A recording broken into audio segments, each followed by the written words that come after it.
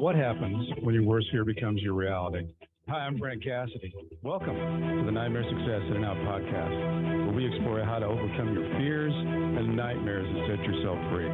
We're going to be exploring this topic with guys I was in Leavenworth with and others who survived their own nightmare. These stories can be inspiring, sometimes sad. There's some humor, but hopefully you can come away with a nugget of something that'll help you knock down some of the prisons you built up in your own mind.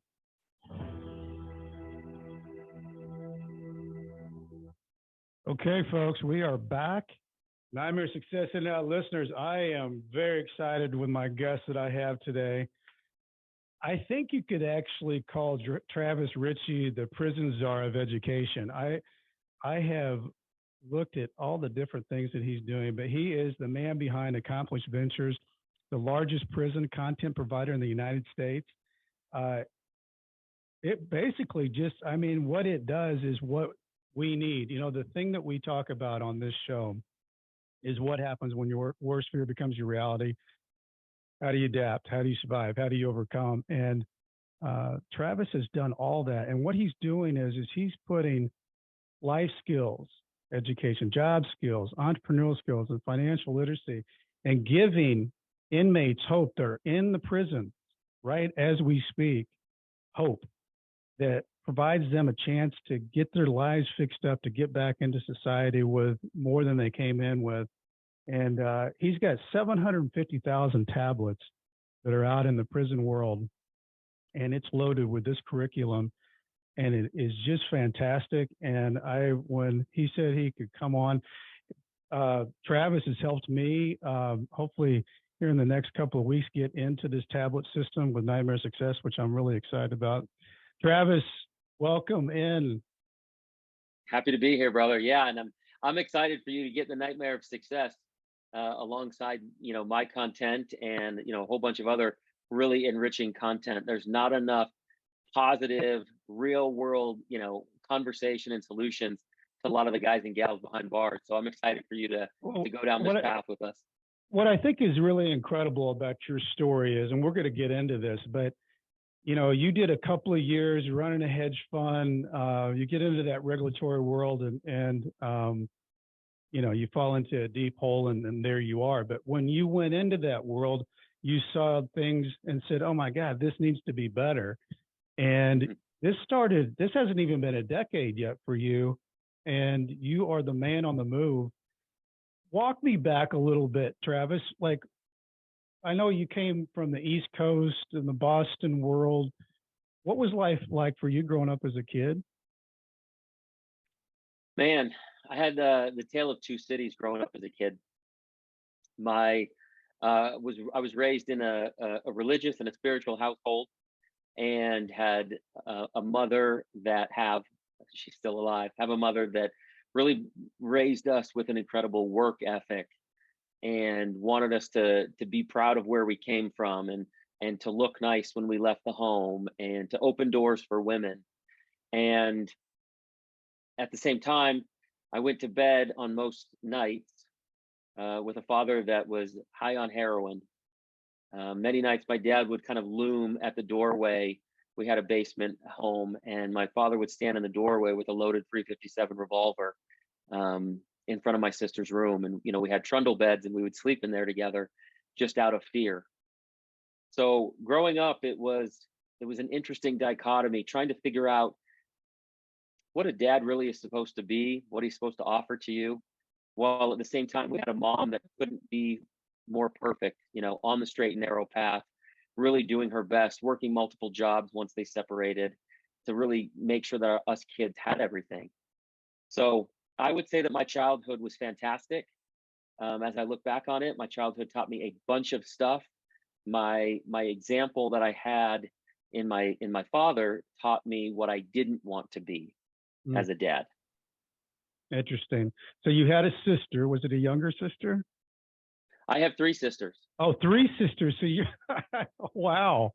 Where do you fall into that line? I have one older and two younger, and that's the same makeup that my wife and I have. My wife and I have one son. His name's Brock, and then we have three daughters: Kennedy, Addison, and Paisley. Okay, so you guys figured that out. I have three daughters, and I never did figure out the boy thing. So I did get two grandsons all at once, twins, from my oldest daughter here about 4 months ago. So yeah, Congrats. I'm getting into this, Travis. Yeah, that's That's good. fun. That's Yes, good. indeed. That's fun. So in that world that you were living, that seems like a lot for a kid to take on. Was Mm. your mom with with your dad in the situation that he was in? Did she try to cover that up, or was it just this is what Yeah. the hand I've been dealt, and kids, I'm going to take care of everything, or what? How did that all work in the household? Yeah. I think my mom did the best that she had with the resources that she had at the time, like Yeah. we all do. And when my mom tried to hide it, tried to cover it up. I don't think anybody really wants to be proud, especially going back, 20, 25 years. Nobody wants Hmm. to be proud about, a drug addict as a spouse. And it was also an era thing. My mom's generation, and I've spoken with a lot of my friends, my mom's generation was one that really didn't talk about problems. Hmm. Therapy, is kind of a four-letter word. And I think that a lot of that contributed to her lack of resourcefulness.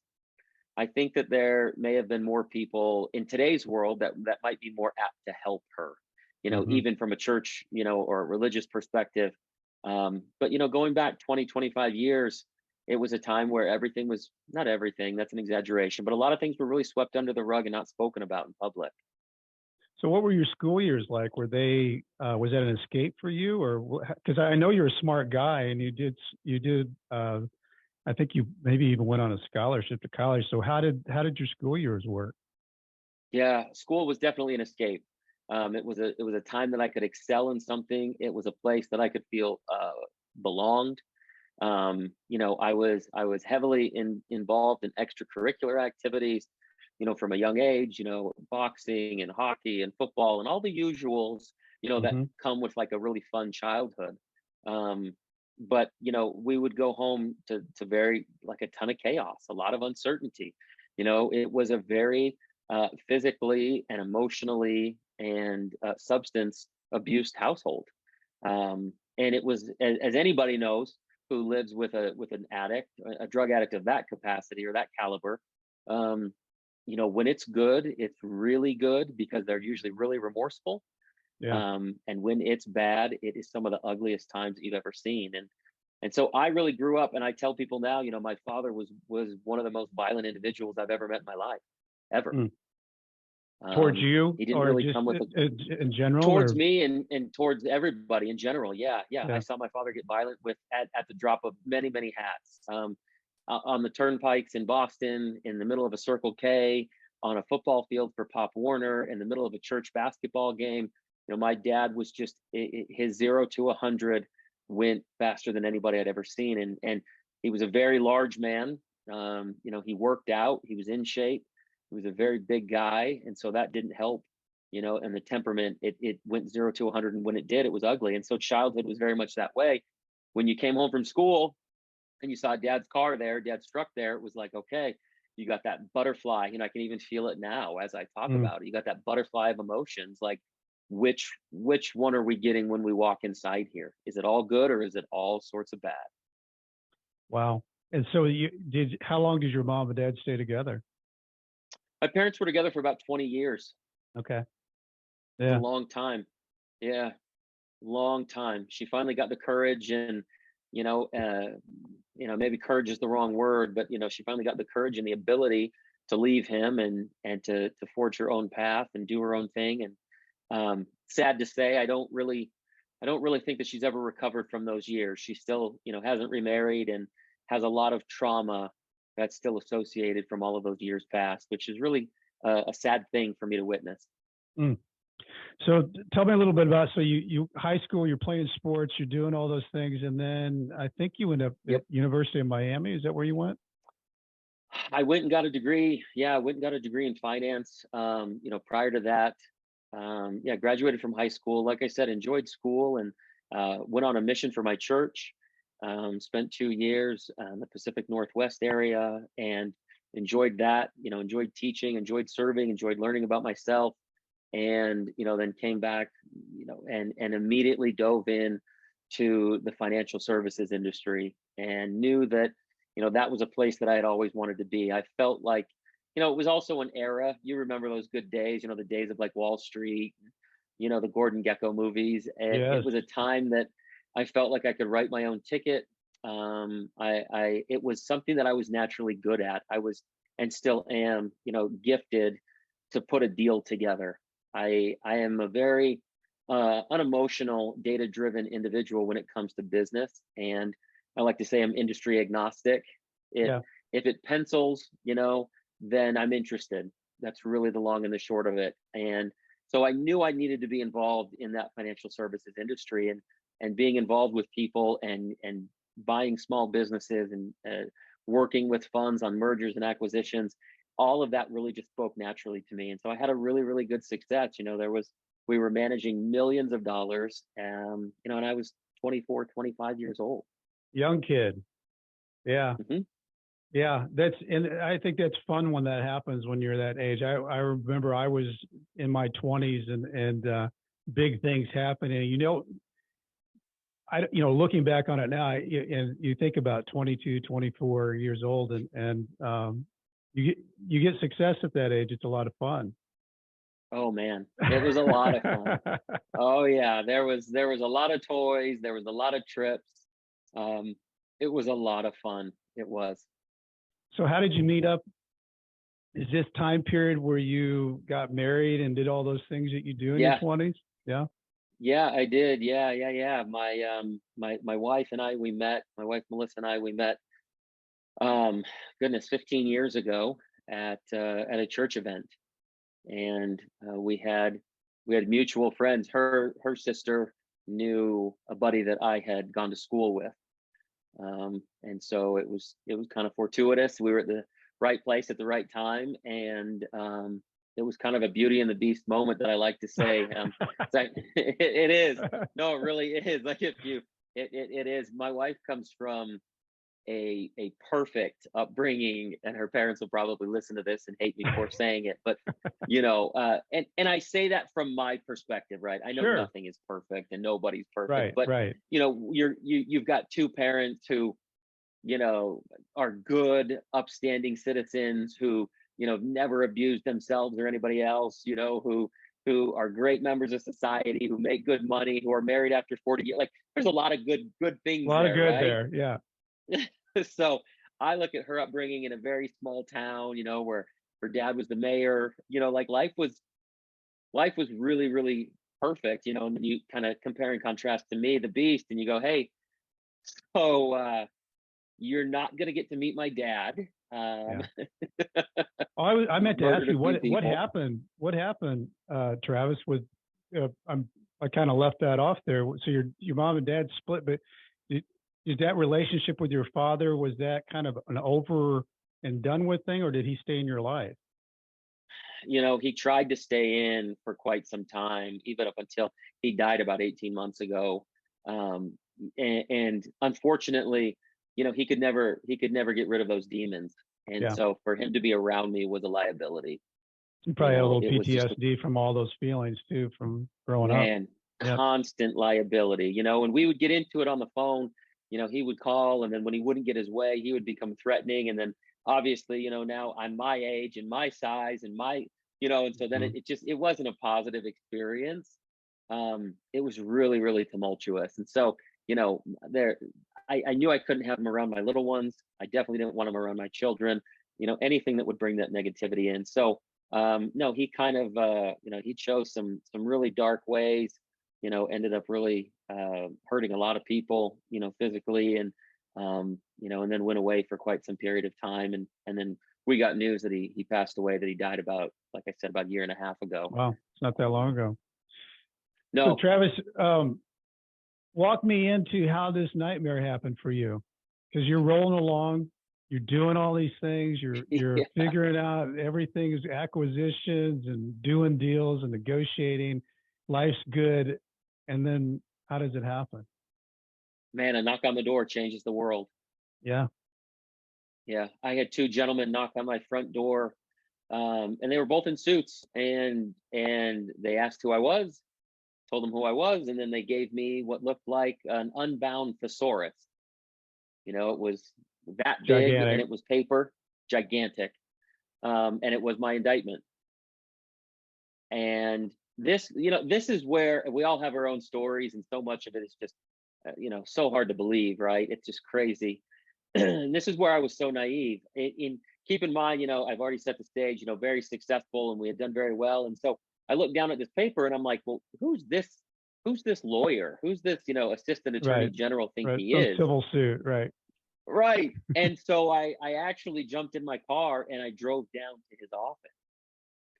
And I'm like, this is just a misunderstanding. This is goofy. This can't be it. And I was met with police officers and a woman behind bulletproof glass who told me, number one, you're not talking to the ad individual that just indicted you, and number two, this is not a misunderstanding. You should definitely go and get legal counsel. Wow. So, And Travis, what's going through your mind at that moment? well, I mean, the first thing you do is you go to Google and you're like, what the heck is this? I mean, Hmm. what is a grand jury indictment? Hmm. And then you get like 30% fact and like 70% of like angry people on the internet's opinions Hmm. that are unhelpful. And that's where I learned the phrase that you could indict a ham sandwich. Well, Um, and Travis, that's a point that I think a lot of people actually do not understand, because constitutionally we think you've got your defense and you've got the prosecution, and both yes. present their side. Actually, that doesn't happen in a grand jury. Nope. Only one side is presented, no other side is heard. And that's why people say you can indict a ham sandwich, because there is no other side. There is a There, group of people that are held as your jury, your grand jury, and then the prosecutor comes in and presents their case. yes. Yes. It is so hard. It's so hard to believe. And I remember when I finally did get my defense attorney, I remember he sat down. The first thing he told me, as he explained that to me, like you just did so well, he said, if the general public knew this, there would be blood in the streets. Because it's what you think, it's what we see. You two individuals who are usually calm, cool, and collected, both are attorneys. They go and they present dual sides. The judge, who really is agnostic to the situation, says, let me look at the facts, bing bang boom. Mhm. We're not gonna split the baby down. No, no, no, no, no, no, no, no. No, quite literally, they summon a group of individuals behind closed doors, and they paint any picture that they want. And the picture that they have to paint to indict you is so tiny. All they Right. truly have to Low say bar. is, oh my goodness gracious.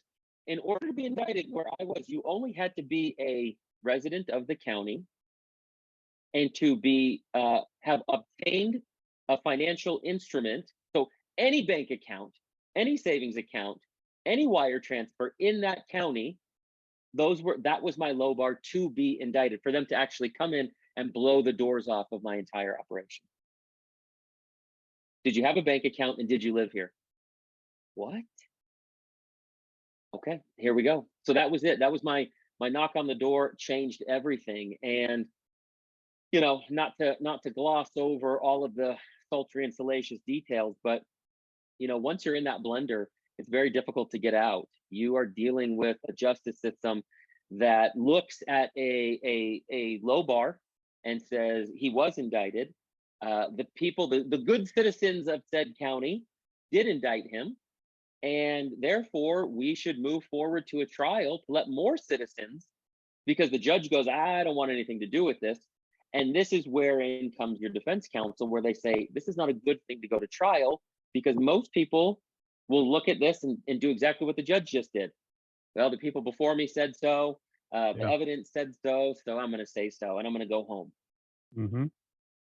And that was what started a years long legal battle between myself and the state of Arizona, of which I lost. So you're married, you have kids, and how did that all play into your world?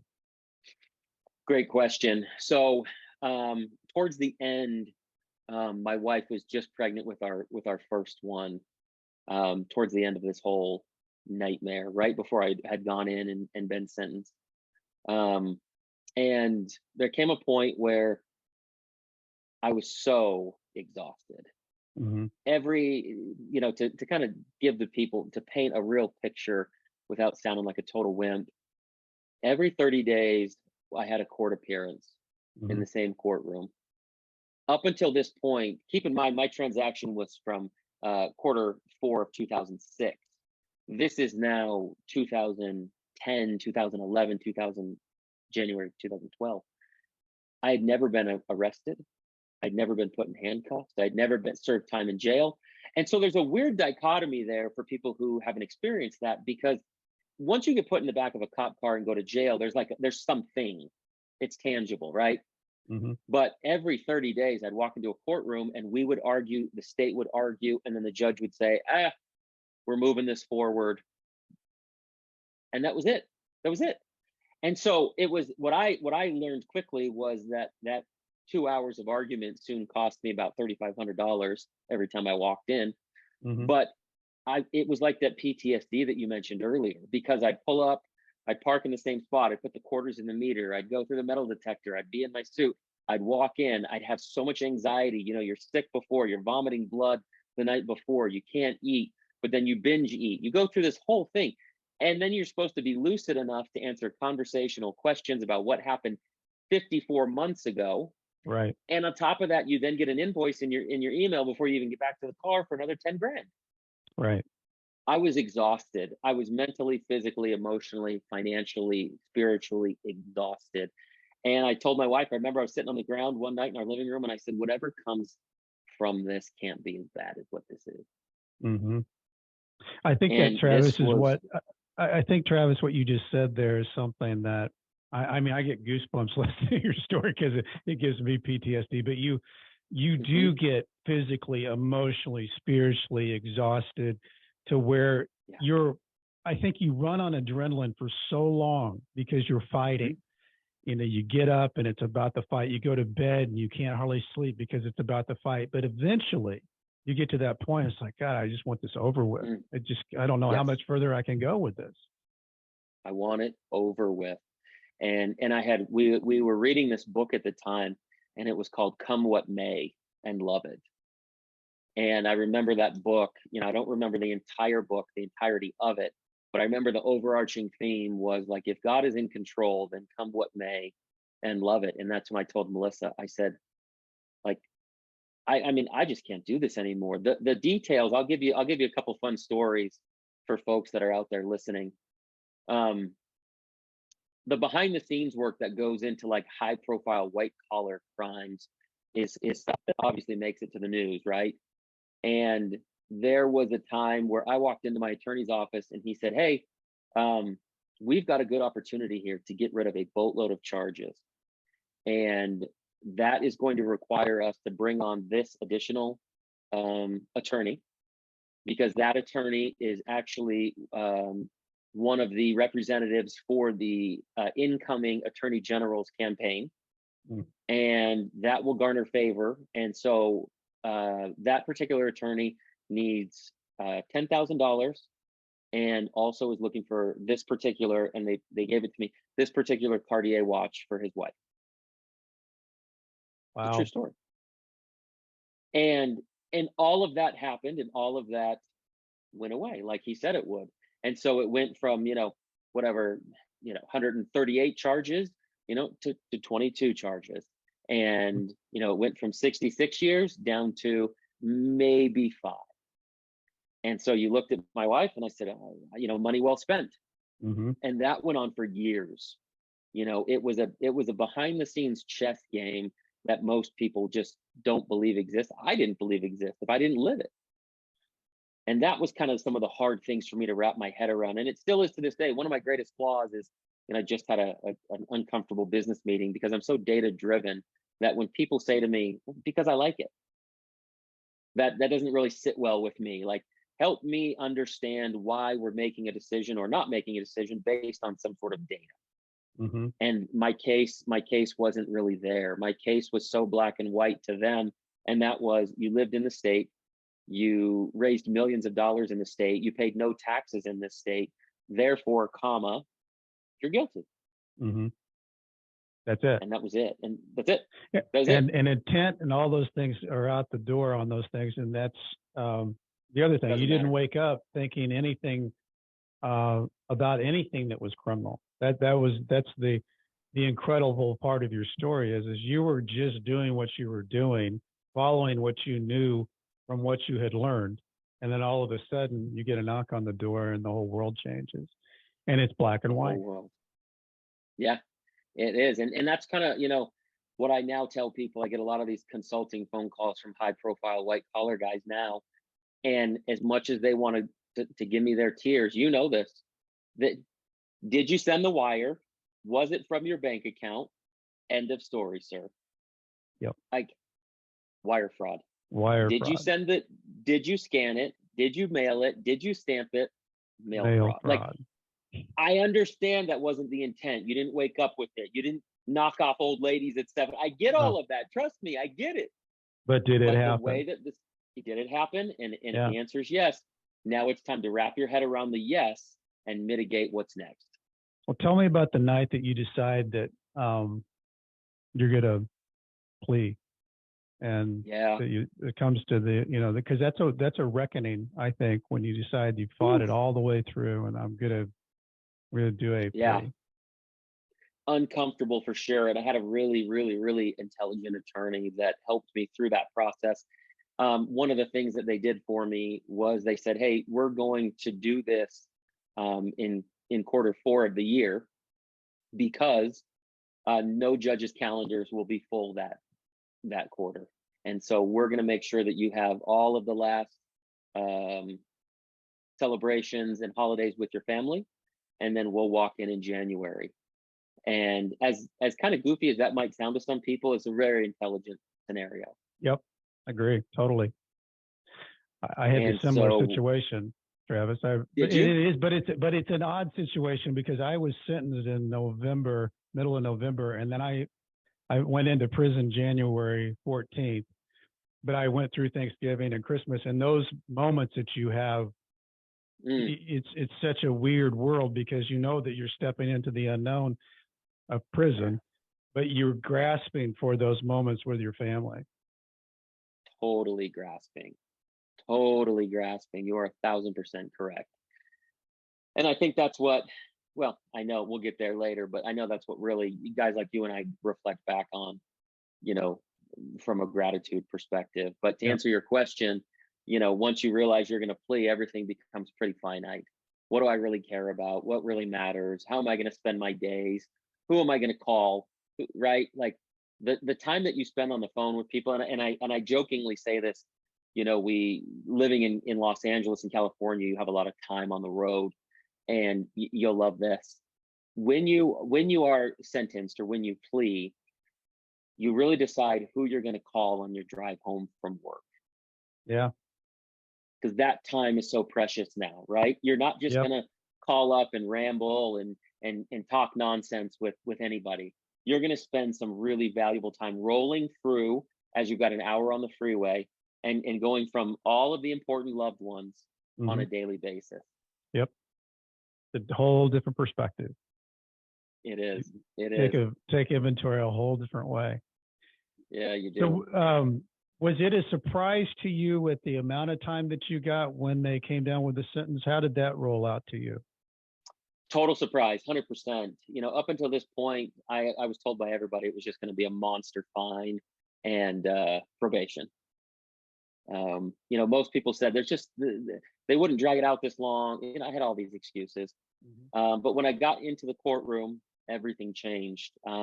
There was a palpable spirit in that room. I talk about that quite a bit. I think if those pews, those wooden benches, those rickety wooden benches could talk, they start to take souls one by one as the gavel is banged. And on January 20th, 2012, that was my particular fate. I stood in front of that judge, and the judge had decided to use my entire pedigree against me. All of the intelligence, the ability to articulate a story, the ability to hire attorneys and have attorneys on staff, the amount of money that I raised, my age, my schooling. And because of that, he rolled it all up and said, I'm going to make an example out of you. And he sentenced me to 2 years in the Arizona Department of Corrections that day right there, remanded immediately. Remanded immediately. Immediately. I had no conversation with my wife as they put those handcuffs on me for the first time and last time in my life. I had no conversations with my wife other than looking across that chasm of a courtroom, and trying to be stoic and just letting her know, hey, I'm going to be okay. And I love you. And that was our final conversation. Wow, Travis. That would, I didn't have that happen. I had, the sentencing, and then I had a couple of months to wonder where they were going to send me, and then standing at the gates. But you went from that courtroom. Walk us through what happened after that, because that had to have been, I don't know what that would have shock. been. Yeah, it was complete shock, to be honest. Prison takes every bit of your dignity with it. It starts during that intake process. My very first concern, I remember in that courtroom, our little guy had literally just been born, weeks prior to that. And my first question to my attorney was, when am I going to see him? Mm-hmm. And she was kind enough to kind of, touch my hand, my right hand, as they put the handcuff on my left hand. And she said, you'll see them often. And it was all just a blur. It was so fuzzy. It was such a blur. And I remember, them taking me out of that courtroom, and the first thing they do is, take apart your person, give me the phone that you came in with, the keys of your car, go back to your wife. And that moment for you where you're like, man, my wife is literally on the other side of that door. Yeah. As they're giving her my property. They take the suit that I was wearing that day that I thought would garner some sort of favorable outcome for me, that didn't. And each thing that you came in with, physically, mentally, emotionally, they start to take from you at that point. And I was walked back there, and they, took me down 3 or 4 flights of stairs in 3 or 4 flights in an elevator, and put me into the old white paddy wagon van, and it was off to jail for intake. Yeah, you're right. And it is, they do prisonize you. I always say to people, it's like you can almost feel your freedom coming off your skin. It just has that feel to it. That dignity that you then become a number, and you become part of that world. What was your first day like walking into that world of the unknown?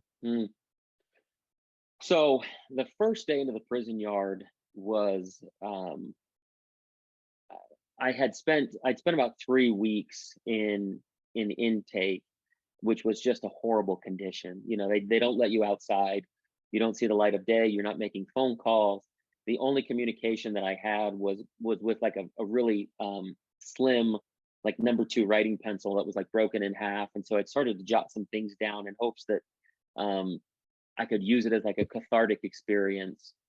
But you have no contact. And I'm in this cell, this 10 by 20 cell with 1 sink and 1 toilet. I believe there was 17 of us that were in there. And I remember the 17 because 3 of them slept on the floor on like a makeshift bedroll.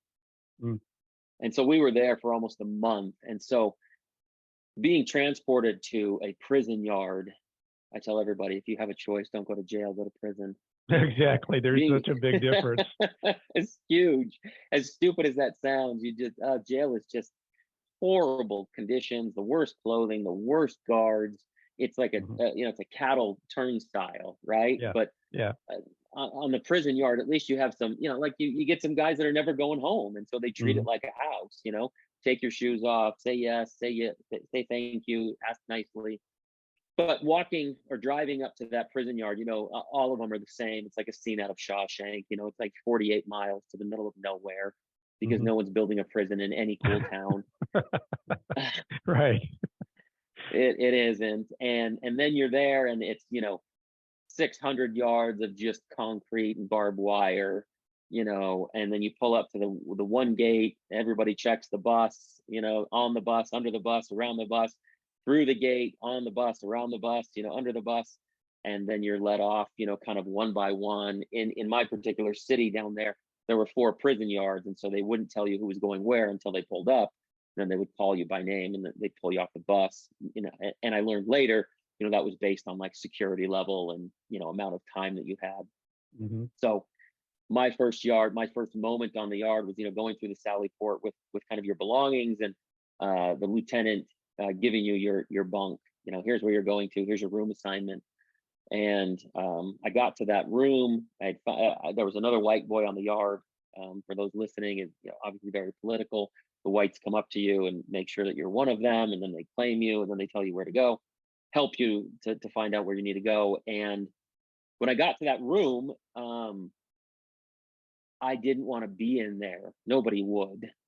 And so I was just craving, after that almost month of just being underground in that filth. I just walked outside to the workout yard, and I just looked up at the sky, and I just wanted to feel the sun on my body, and I just stood there for as long as possible.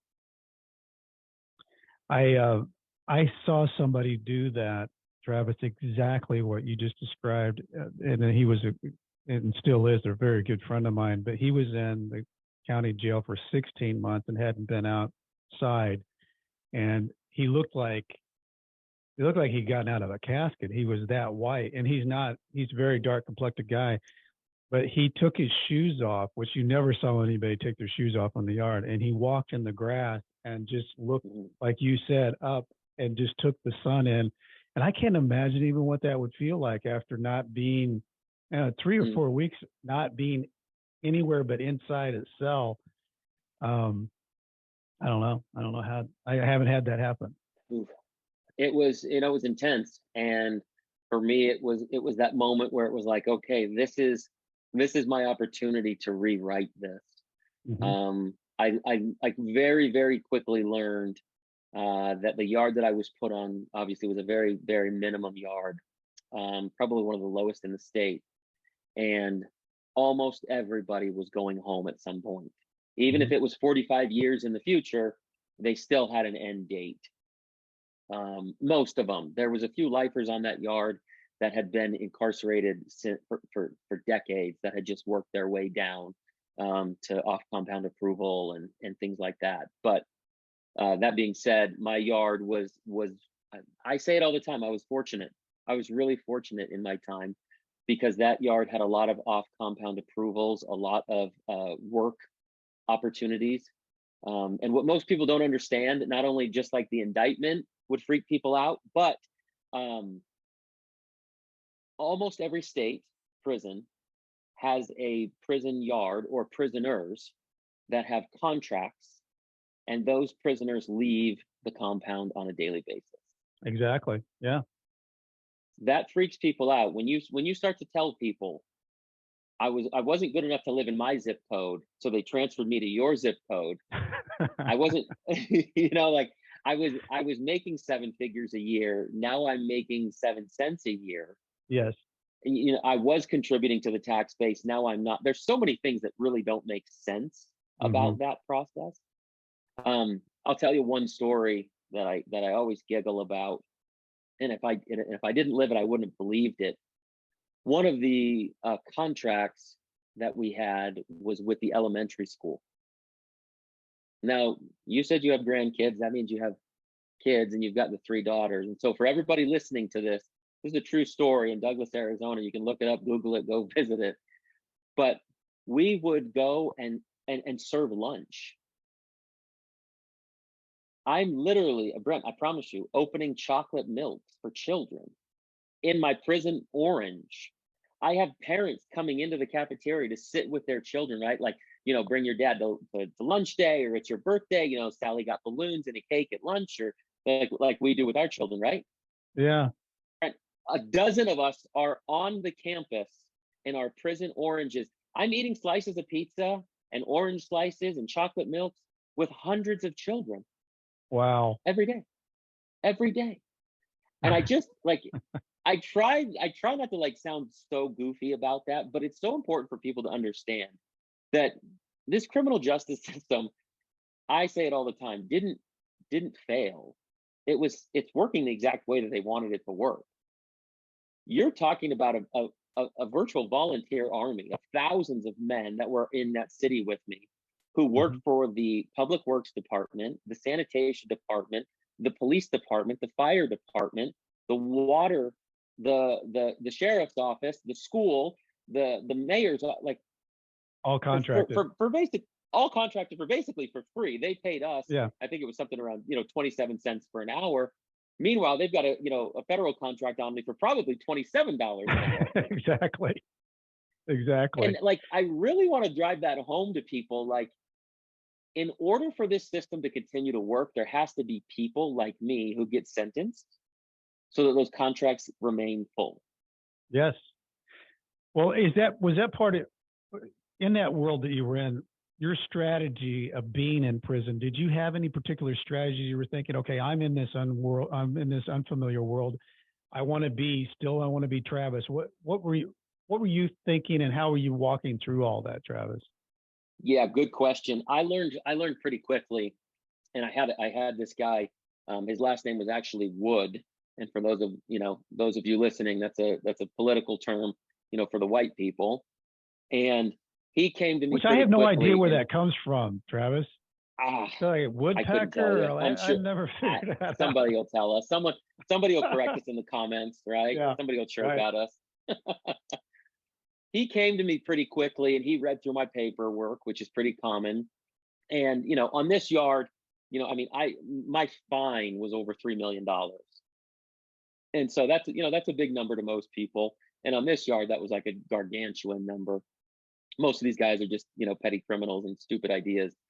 And so he had ran the yard at that point, and so he looked at me and he said, "All right, Wall Street, like, I'm going to take you under my wing, and I'm going to make sure that you're good here, but I want you to teach me this whole money thing." Fantastic. And I I thought, love it. there it is, there it is, there it is. And so, as you know, there's a lot of like Loch Ness monsters in prison. Yeah. People who have stories that don't exist. Yep. And so I would get guys that would come to me and they'd say, "Hey, like, so are you like a jailhouse lawyer, or like, that type of conversation?" I'd say, "No, no, no. Like, first of all, it's not have nothing to do with the legal system, but if you want to talk about money, happy to walk it through with you." And so then, in order to get an off compound approval, an OCA, they needed to make sure that you had a high school diploma, and et cetera, et cetera. Well, when my paperwork came back and they were like, "This guy literally has a degree with finance," that coming down from the captain of the yard, it gave me that street credit. Mm-hmm. And then what they did, it was just super luck. I had this guy in the yard named Doc, and he ran the education department. He literally had been down since, like, Peter, James, and John, but he ran the education department. He said, "Hey, I can't get an off compound approval because I'm a lifer, but with your credentials, I'm going to submit you to get an off compound approval. We have a tutor position open at the community college, and nobody else here has credentials. So, here you go, it's yours." And I didn't know what that meant at the time until I Mm-hmm. got there. And I tell you what, that was a blessing from God. Oh yeah. I got off the yard. I got off the yard every single day, Monday through Friday.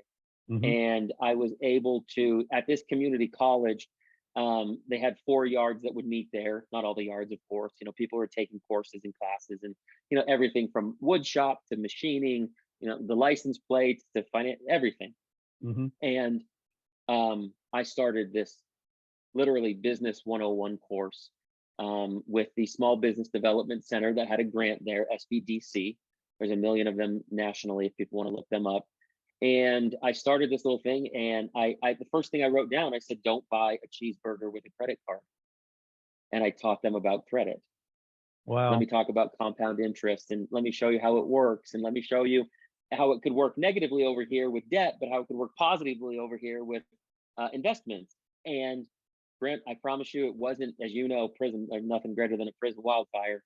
But I wasn't in 3 weeks, and they said, "All right, we got to move you to another class because you've got 150 on your waiting list." Wow. So that's Therapeutic. it's kind of full circle for you too, Travis, because that's before you went in to the finance part, you were teaching that couple of years and getting that fulfillment out of that.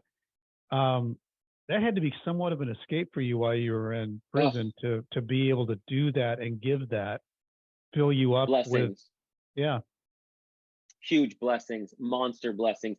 I realized quickly, for those listening that don't know, um, information and drugs are two very powerful things on a prison yard. I didn't have any experience in the latter, um, but I did have a lot of information. And so when people would come through visitation, my wife would come down every week, Saturdays and Sundays, and visit. And when people would come through visitation, they'd slide over to my table and say, "Hey, um, my wife brought her 401k. Can you take a look at it?" And then they'd pay me for it, right? Prison you commissary were the style. Andy Dufresne of Shawshank. Yeah, right. And then it turned into this Lieutenant Reinhardt. He came and he said, "Hey, I want you to look," And so I realized, exactly to your point, man, this was a huge blessing from God. This was therapy for me. It Yeah, got my mind engaged every day, and I really realized then that I was informationally valuable to all of these yards. And so, in a sense, it really insulated me. sure. Is that what was rolling through your head when you were going and walking through all this? Did you start thinking about, wow, this could be something as I walk out of here to create a world that needs to be, and I've got now the street cred of being here. I'm going to be out there. What did that start working in your mind as you were in prison? I realized that financial literacy. I looked at prison like a problem, and as a business solution versus problem. And I knew that, let's look at it like Amazon. If there's no packages, there's no money. If there's no people, there's no money. The prison system really, if you start to unwind it, the dirt that's owned and the buildings that are built upon it and the beds that are placed in it, those are all contracts. Mhm. So those have to be full in order for this to get an ROI to pencil. And that might sound callous to those people who are listening to this, but it's really the truth. And so I thought, okay, well, why are people coming here? Mhm. If 80 some, I think it's like 87% of people after 10 years come back, right? Mhm. The recidivism rate's 8 out of 10. It's crazy. And then if Delta Airlines fell out of the sky 8 out of 10 flights on a daily It basis, wouldn't work. Yeah. wouldn't Like work. dropping babies at a hospital. You can't be out of 8 out of 10 good. No, no. How's your OBGYN? 20, 22% Yeah. success. Yeah, wait, what? So yeah, it's not a good thing. And so then you go, okay, well, wait a minute. If this is an industry that thrives on like poor outcomes, if you will, Hmm. and then not only do they thrive on it, but they make more money off of it, Hmm. like what in the heck is going on here? And so I learned then, as I would start to talk to these guys, like, what's your barrier to entry when you get out? Hmm. And it always, not always, but 8 out of 10 times it came down to some sort of financial component. Sure. I can't get a job because of this. I can't get a car because of that. I can't open a bank account because of something, right? Mm-hmm. And so the simplest thing to do is, like, Johnny is not a car enthusiast. That's not why he stole the 6 Shelby Mustangs. Johnny's a crackhead, Right. right? He doesn't have a vehicle in the Barrett Jackson auction. So Right.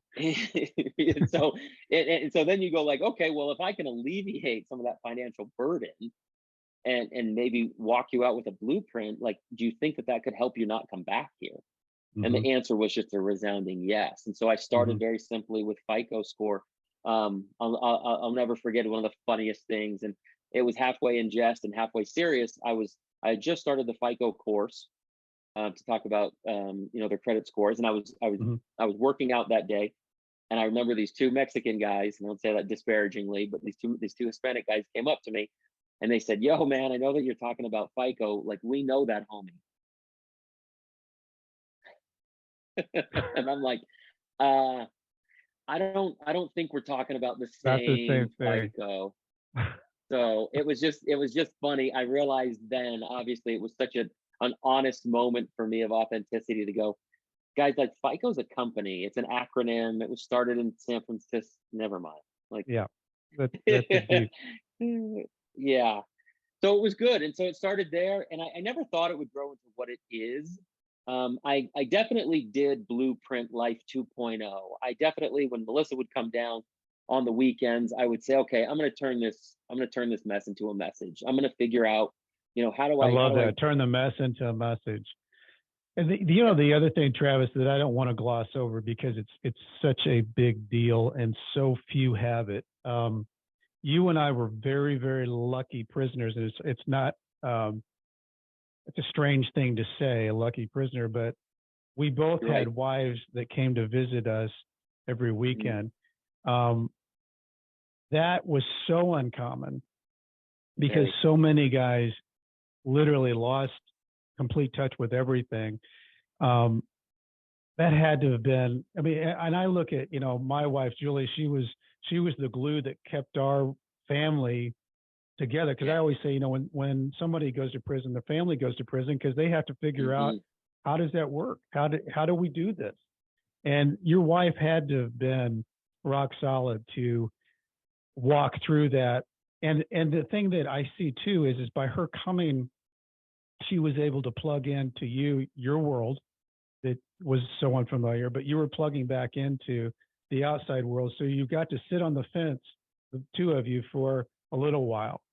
And that's not great, but it sure is better than not having it at all. Oh, brother, you truer words have never been spoken. You're right.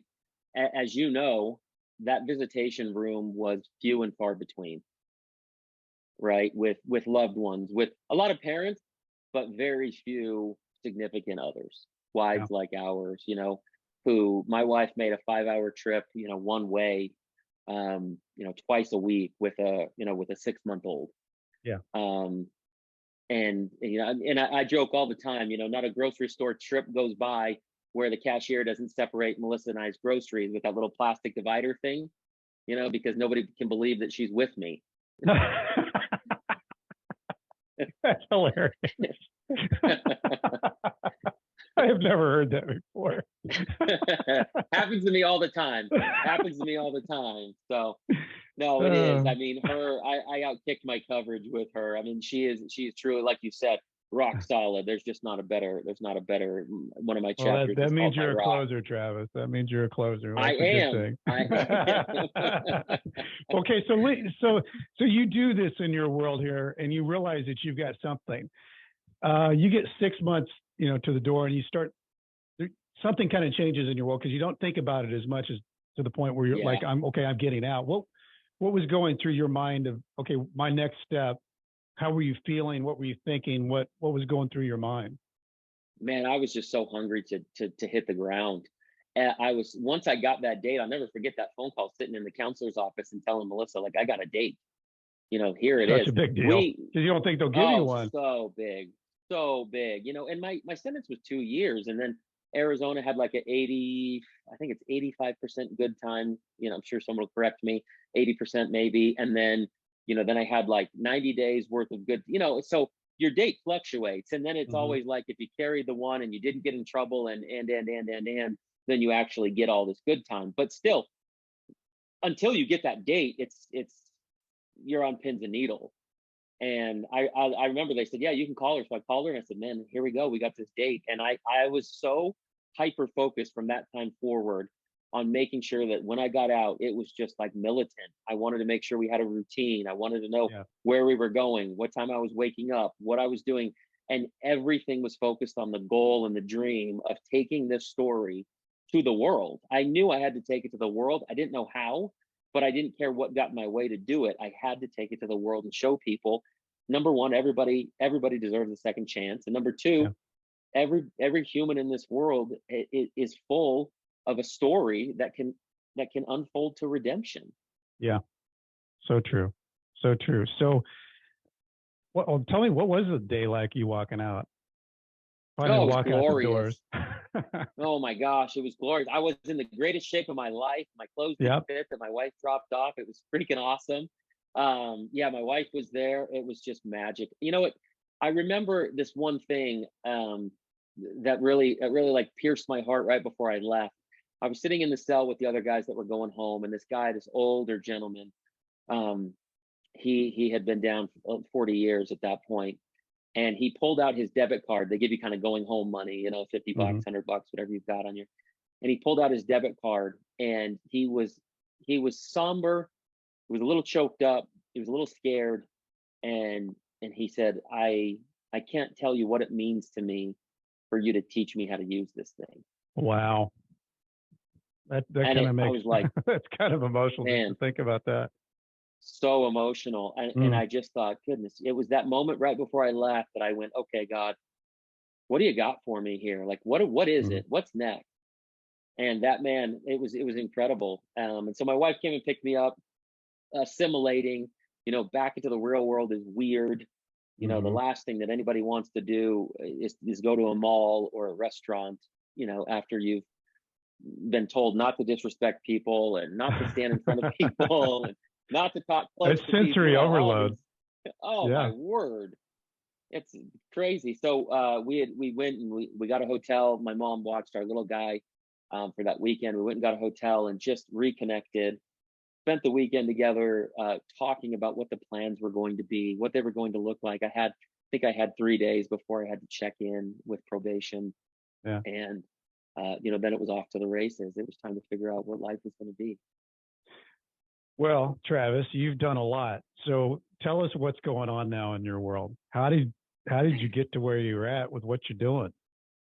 Crazy, unrelenting, just desire. I mean, I tell people all the time, my crime was for millions of dollars, and I was incredibly fortunate, and all that other stuff. But the reason I tell you that is when I got out, I had to have a job. It doesn't matter. It doesn't matter how much money you have in the bank. It doesn't matter what business you've got. These probation officers have to check a box, Yep. and they want you to have a job with a W-2 or whatever. Hmm. And so I hustled during the day to try to get my story out, tell my Well, story, get in Travis, front of I was gonna magazines. I was gonna say on some of that, they don't allow you to work for yourself. I mean, that's part of some of the supervisions say you can't work or create a job, but Correct. you got to work for somebody. So there's some Correct. limitations some people are even put on that. No, you're 100% right. You really are. There's a lot of barriers to entry. Yeah. And so I found this bread company, and they would let me work there at nighttime. I would stack bread trucks so that I had a quote unquote job, Hmm. and I'd go there from like 9 or 10 p.m. to like 5 or 6 a.m. And I would do that all during the week so that I had this W-2 job. And then aside from that, it was back to building the business, back to investing, back to going to my old contacts, letting them know that I was home, seeing what opportunities were out there. But first and foremost was really telling my story about accomplished and trying to figure out how to take this nonprofit and set the world on fire. Hmm. That's so. I mean, and the amount with what you did and what you're doing now, how difficult was it to get into the world that you would have been in to make those connections, to have this big idea that you wanted to basically create an education world inside the Mm. walls? Was it a hard sell? Was it an easy sell? How did that work for you? It was crazy hard. The first year, I mean, they want you to prove a model on a concept, which basically bleeds you dry. So they'll say, "Sure, we'll take your program, we'll take your content, your curriculum for free. We'll test Hmm. pilot it, around the country. We'll give you data and feedback if we can remember to give you the data and feedback. Yeah. And when we do, then we'll talk about maybe some sort of revenue sharing model, or maybe like there's zero promises. It's 100% risk, and they want you to put up all of the equity and the capital in order to do it. So the barrier to entry is crazy high. I tell people that all the time. Like, when I get the inmate letters that say, "Oh, I want to do what you want to do," and it's like, I would love for you to. I hope that you have enough, gumption and money in the bank to run for the next 12 months for free.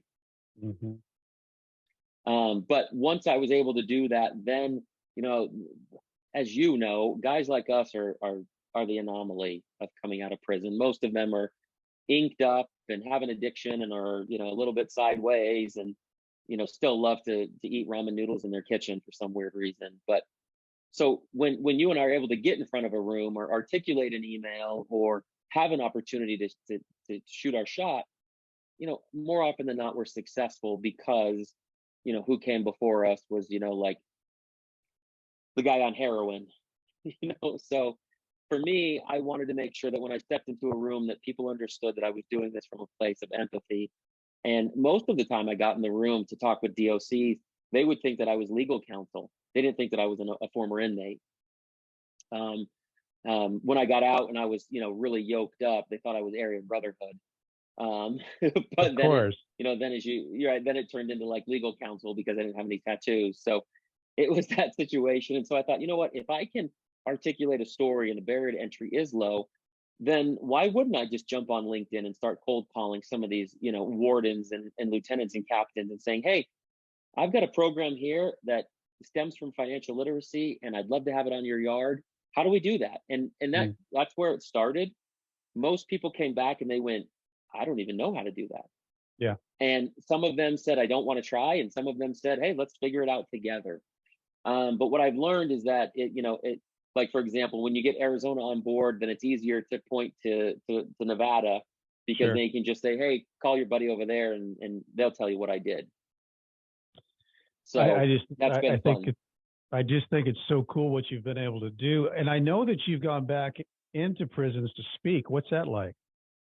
Yeah, hundreds of them at this point.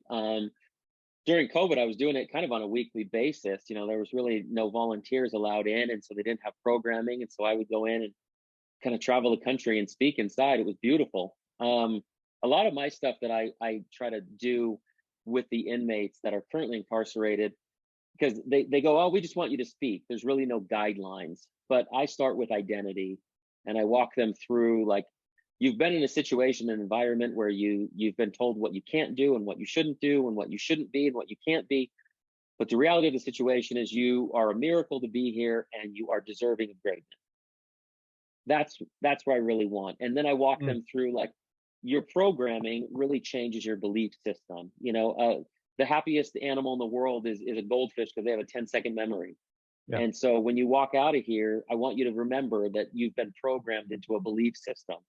Those belief systems will create feelings. Those feelings will turn into actions, and then actions actually turn into results. But motivation doesn't get you anywhere.